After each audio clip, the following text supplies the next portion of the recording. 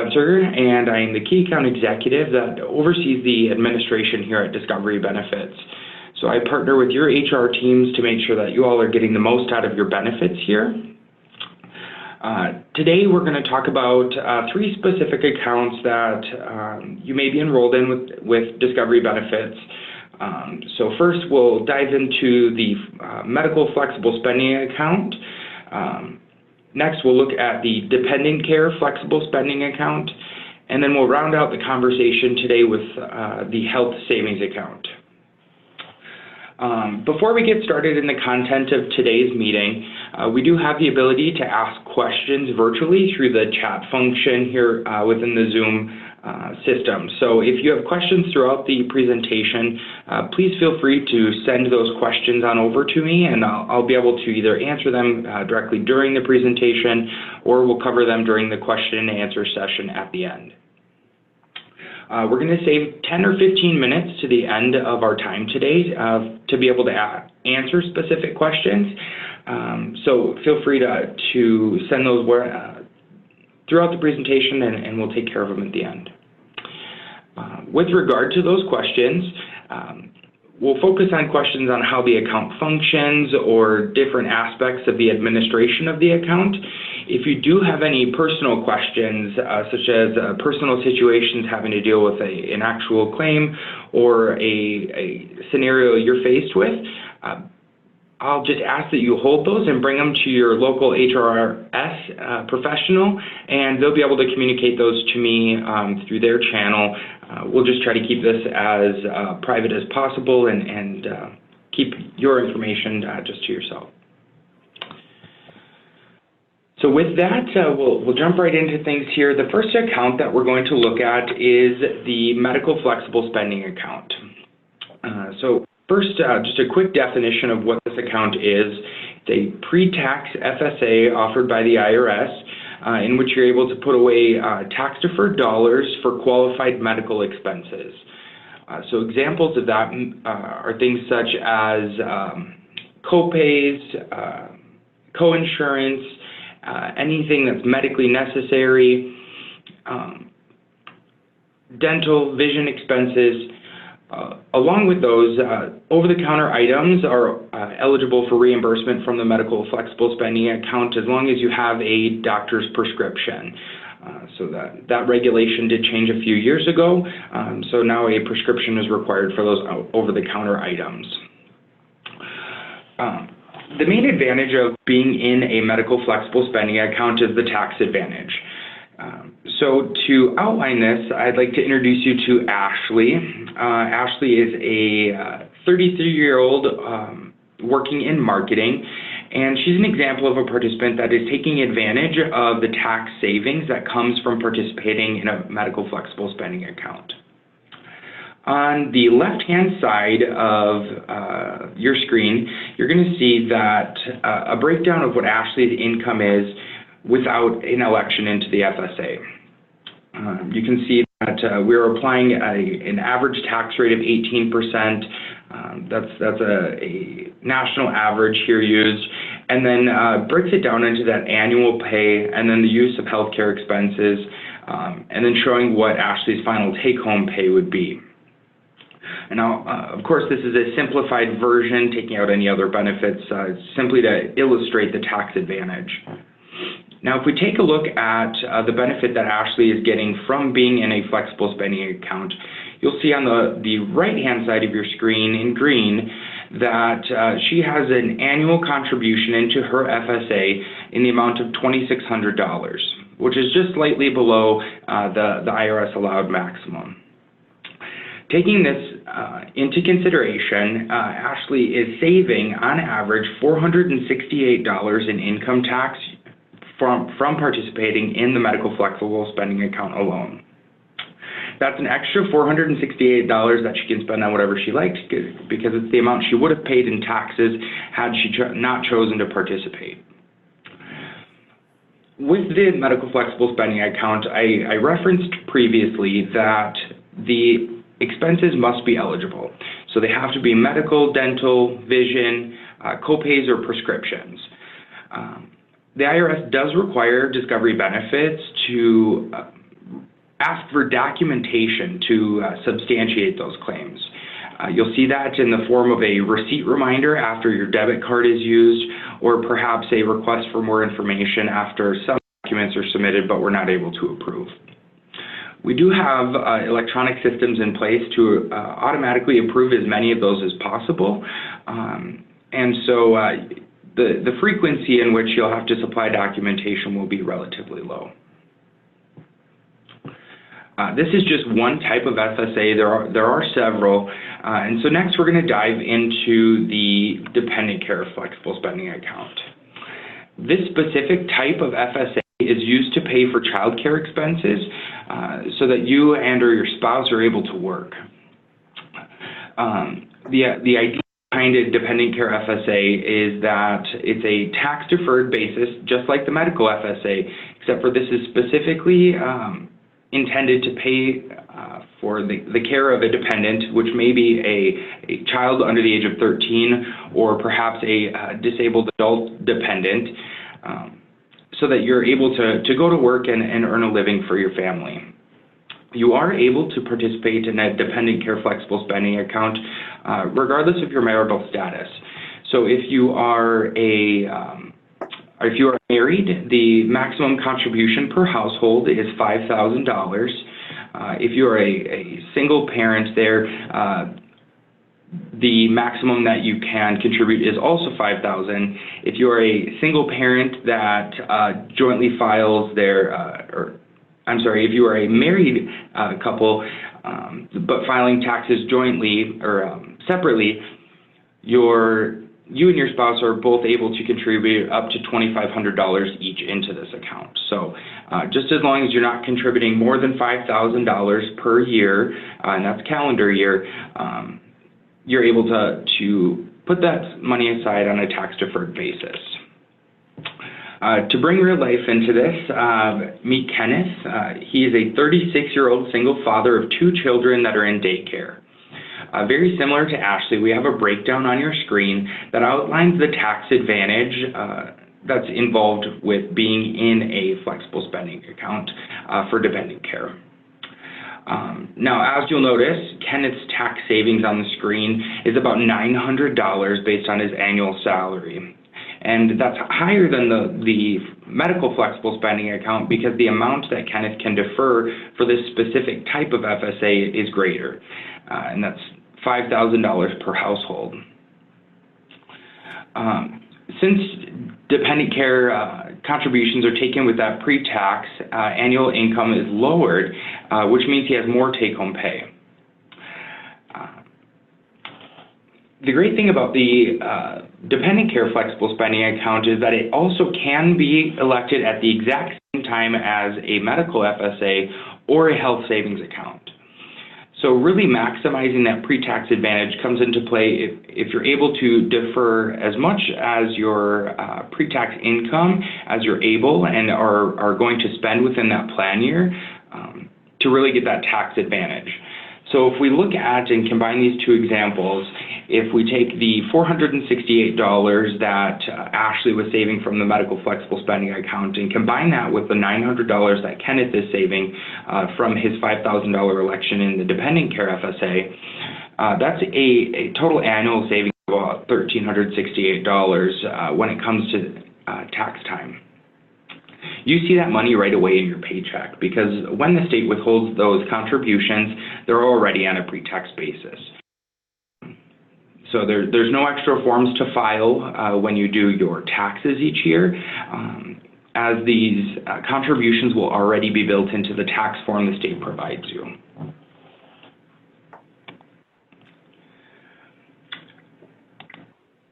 Looking at the next type of pre-tax account that we're going to cover today is the health savings account, also known as an HSA. A health savings account must be paired with a high deductible health plan. So your eligibility for participating in the health savings account is directly tied to the medical plan you choose during open enrollment with the state of South Dakota. So if you're interested in a health savings account and the benefits, which we'll discuss later in the presentation, I would absolutely encourage you to speak with your local HRS to review if a high deductible health plan is going to be right for you and your family. Similar to the breakdown that we provided in the previous types of accounts, this is the pre-tax savings for an individual that's enrolled in the HSA, and her name is Angela. She's a 38-year-old mother of 3 with a full-time career. As you'll see here, she makes a very similar income to Ashley and Kenneth. What you'll notice here is the amount that you can contribute to an HSA is much higher than that of a medical flexible spending account, although the funds or the expenses you can spend these funds on are the exact same, meaning that the health savings account covers things exactly like a medical FSA, medical, dental, vision, co-pays, and prescriptions. As you'll see here, Angela's tax savings from her $6,750 HSA contributions is about $1,250. Taking that into consideration, Angela, to pay for daycare for her 3 kids, might also elect into a dependent care FSA at the $5,000 maximum. Combining the tax savings from her $6,700 HSA contributions with a $5,000 dependent care contribution, Angela could be saving about $2,100 in taxes each year just by utilizing pre-tax benefits to pay for those qualified expenses. We'll go into the details on what an HSA is a little bit later in the presentation. There are some unique features that differentiate it from a medical flexible spending account, and we'll compare the two side by side. Previously, we've gone into the medical flexible spending account as well as the dependent care FSA. There is one other type of FSA that I'd like to bring to your attention, and this one specifically can be paired with a health savings account. The combination FSA is going to pay for dental, vision, and preventative care expenses. Up until a statutory deductible as set by the IRS is completed, you're able to spend a combination FSA on these 3 specific eligibility types. Once you've met that statutory deductible, you're able to file a form with Discovery Benefits to transform your combination FSA into a full medical FSA. Really, this is a great feature for those families that are expecting a large out-of-pocket cost throughout the plan year, and offers another mode to pay for those medical expenses on a pre-tax basis. So specifically, the combination FSA can only be elected with a health savings account, which means that you are in a high deductible health plan for your medical choice.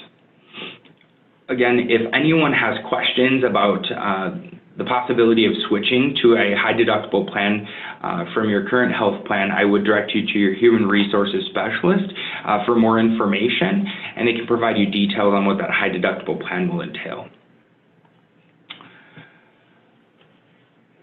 All right, so now we've covered the types of accounts that we're going to talk about today.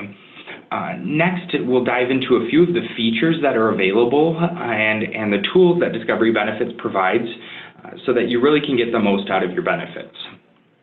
First, we're going to talk about the benefits debit card. So this debit card you receive in the mail after you're enrolled in the plan, many of which you probably have today. All of the plans with Discovery Benefits are going to be housed directly within one card, so you don't have to worry about managing multiple different methods of payment. If you already have a Discovery Benefits debit card and you are going to enroll in the next plan year, you can keep that same card because it's good for 3 years, and we'll send you out a new one about 30 days prior to the expiration date listed on the card. All new cards going forward are going to be good for 4 years, which is a change from the previous experience. Regardless if you're enrolled in the medical FSA, dependent care FSA, or HSA with the combination FSA, you'll use the same card. It collects information when you utilize the card at a merchant to determine which account it's going to pull from. So we'll always use, for instance, in the example, enrolled in a combination FSA with a health savings account, if you swipe your card at a Vision merchant, we would pull from the combination FSA first, because those funds have an expiration date, whereas the health savings account funds would roll forward and carry from year to year.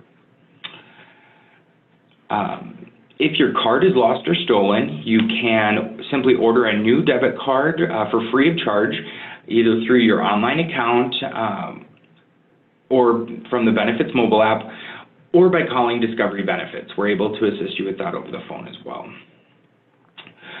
You are able to request a Discovery Benefits debit card for your dependents and your spouse, as long as they're over the age of 18. So if you have some adult children there that are still on your benefits and maintain that tax status, you can certainly issue them a card through your online account. A great question came up in our chat here is, what if your medical provider does not accept a debit card? In instances where the provider doesn't accept a card as a form of payment, you have a couple different options. So the first is you could pay out of pocket and reimburse yourself by filing a claim. There's multiple different methods by which you could do so, either within the Benefits online account, using a computer, your mobile application, or you could mail Discovery Benefits a form if you would like to. The second option is to defer payment of that claim and then file a Pay the Provider claim directly from your online account.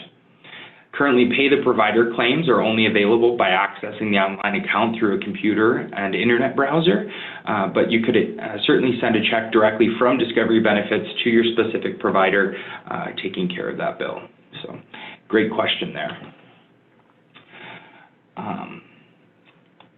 The Discovery Benefits debit card is the most common way that participants access their pre-tax funds because it limits the amount that you have to pay out of pocket.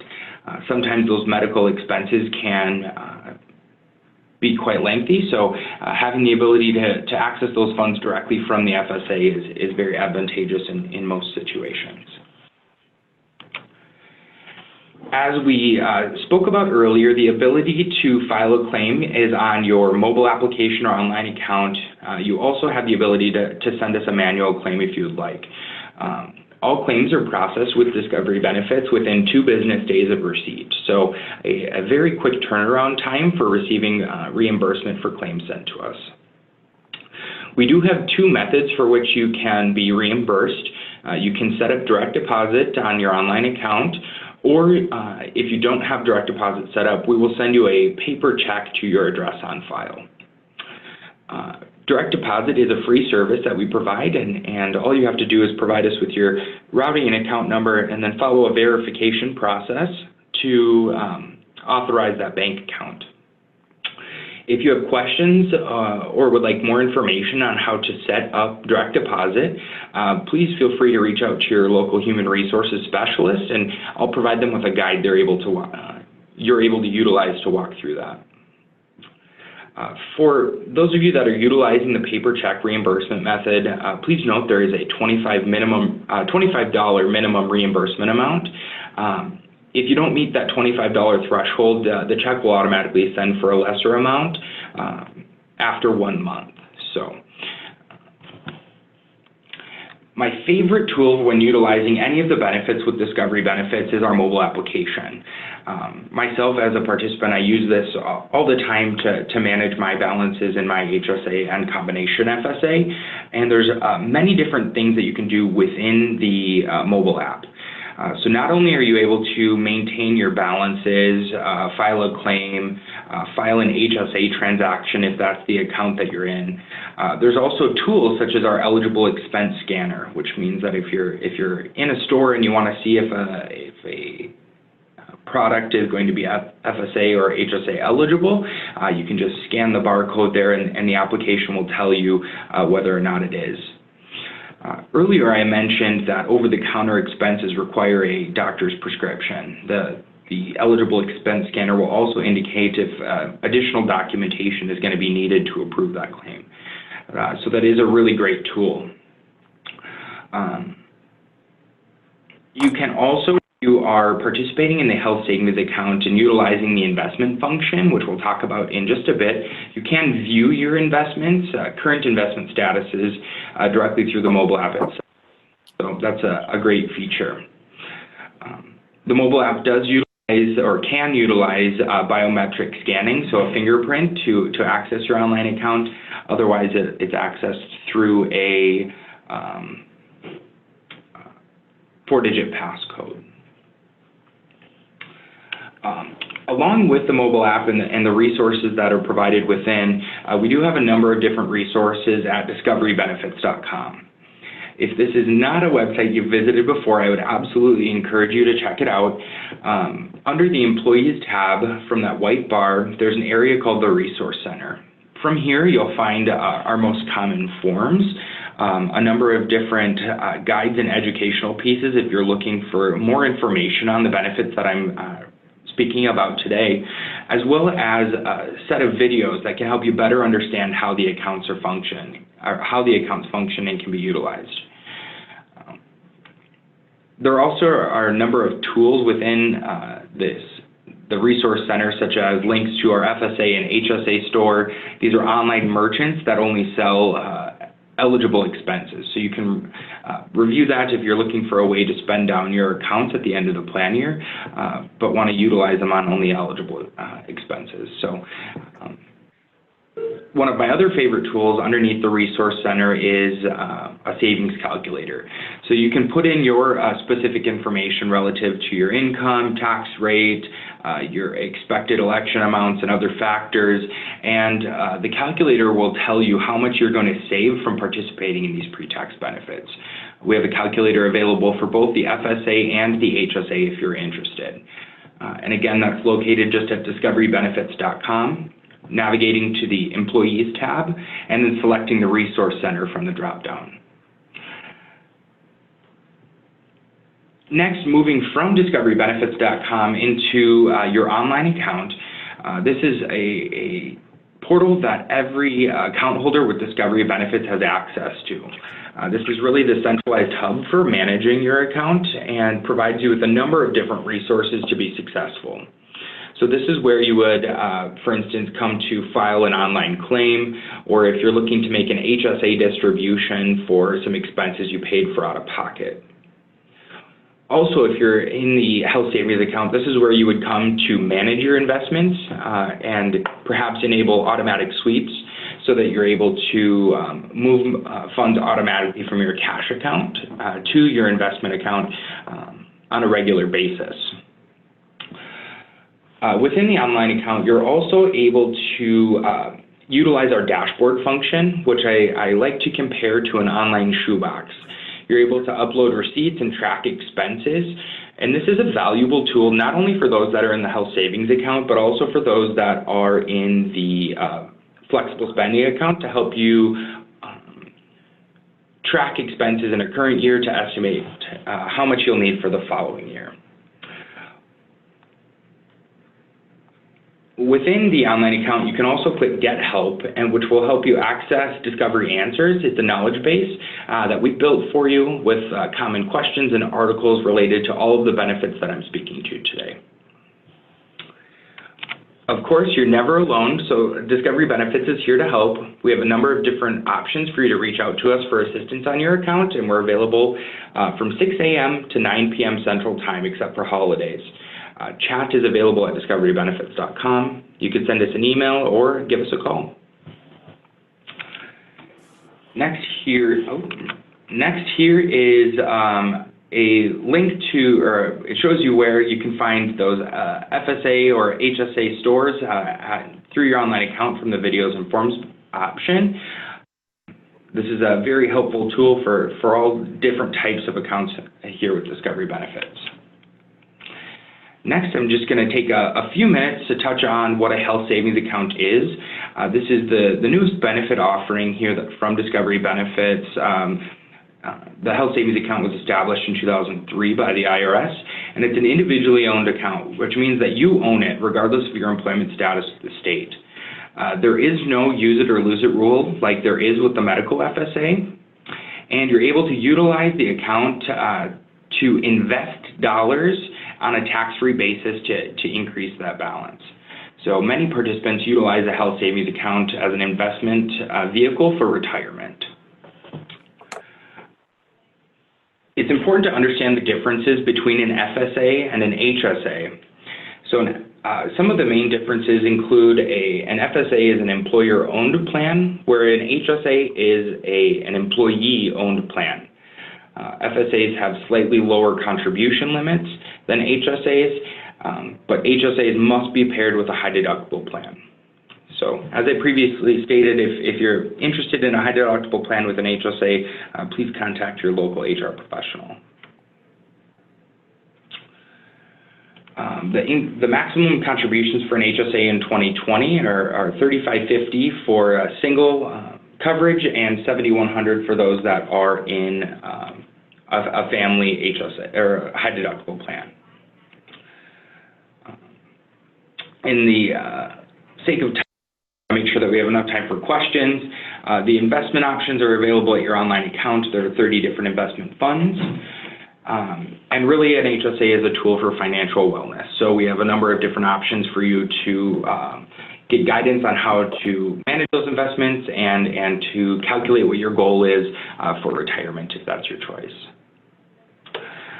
So just to reiterate, if you have questions on a high deductible plan with HSA, contact your local HR professional, or if you have any specific questions related to your account, feel free to reach out to Discovery Benefits directly. I'll take the next few minutes here. We have about 8 minutes left in our presentation to answer some of the questions. So it was asked here, can a medical flexible spending account be used to pay for Medicare premiums? Unfortunately, Medicare premiums are not an eligible expense for a medical flexible spending account. However, an HSA can be used for premiums. That was also a question asked here, specifically, can a health savings account be used for medical insurance premiums after a person retires? That is correct. You are able to use an HSA to pay for premiums.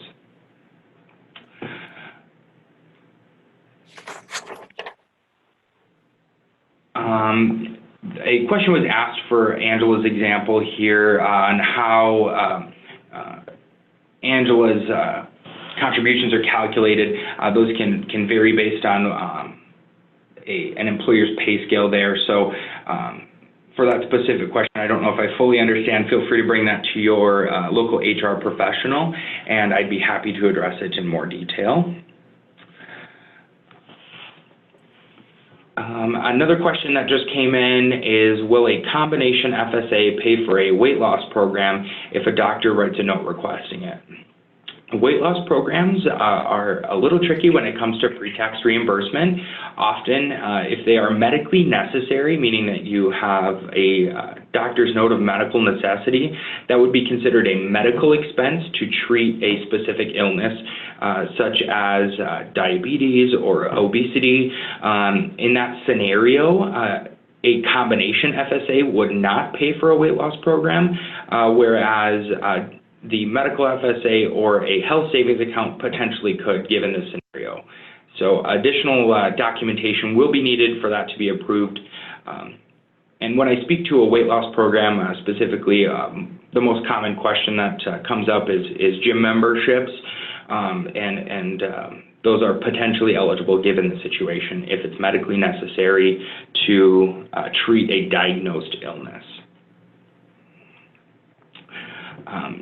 That is all of the questions that have come in so far. Are there any other questions you'd like to ask? Certainly you can put those in the question forum, or if you're able to, feel free to speak up.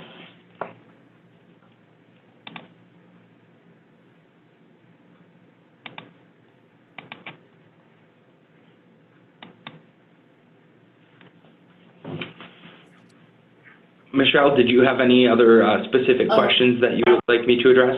I did just see a question pop up on our question and answer. Do you see that? Oh, yep. Okay. Can HSA funds be used for other expenses besides medical expenses after the age of 65? That is correct. So after the age of 65, an HSA, any balance in the HSA can be spent on anything you would like with no tax penalty there. So there is no penalty. You're able to withdraw those funds and spend it on whatever you would like without penalty. That's really where that tool for retirement comes into play, and where we're seeing a lot of participants move to stockpiling an HSA, really utilizing that investment feature to maximize their balance and continue to grow, so that when they get to the age of 65, they're able to pull that out for whatever they would like. Contributions to an HSA are what we like to say triple tax savings. So they're tax-free going in, they're tax-free coming out as long as they're spent on qualified medical expenses, and you're able to grow your balance through investment, and there is no tax on your investment growth. So that's where that triple tax savings comes into play. Great question.